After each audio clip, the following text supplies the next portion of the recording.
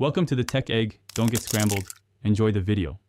You begin by opening the Cut-Paste Photo app and loading the images you'll use.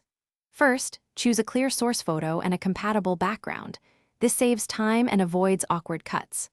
Once done, tap the selection tool and set a brush size that matches the subject's edge, smaller for hair, larger for solid shapes.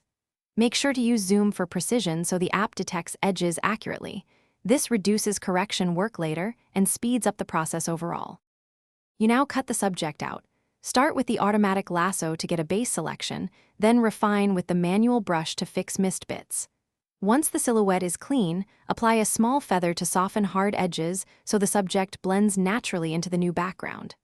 Make sure to check color and lighting. Use the app's adjust tools to tweak brightness, contrast, and saturation so the pasted element looks coherent. Finally, use rotate and scale to fit composition and perspective. You finish by exporting the image in the appropriate format. PNG preserves transparency, JPG creates a single flattened file. Make sure to save the editable project if you think you'll tweak placement later. Once exported, inspect at full size for edge halos or mismatched lighting. If you see problems, reopen the project and redo refinement, using a finer brush or the erase tool to correct stray pixels. Troubleshooting tip: if automatic tools fail, switch to full. Thanks for watching. Consider subscribing if I helped unscramble your problems.